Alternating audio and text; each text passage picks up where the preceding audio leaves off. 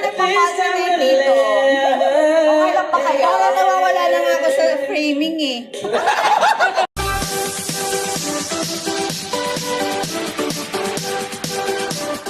Hello at welcome back sa aking channel.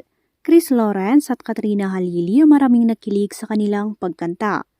Puno ng tawanan, kulitan at kilig ang naging karaoke time ni na Chris Lawrence at Katrina na agad nagpasaya sa maraming netizen.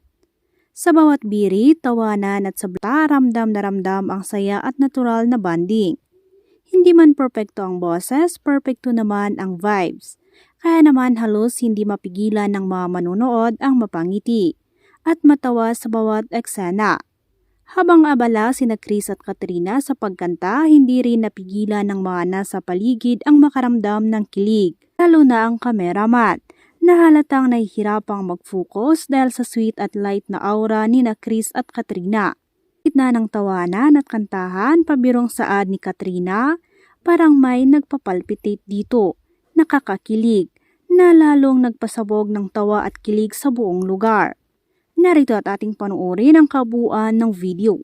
Pero bago yan, maaari po kayong mag-subscribe para updated sa iba pang kaganapan. We are once in a lifetime, but I just didn't know it. Now I'm learning apart.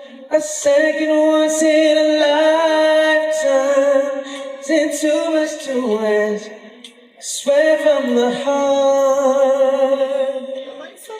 If ever you're in my arms again, this time I love you much better. If ever you're in my arms again, this time I'll hold you forever. Parang may mga This time nagpapalpitate and dito. never.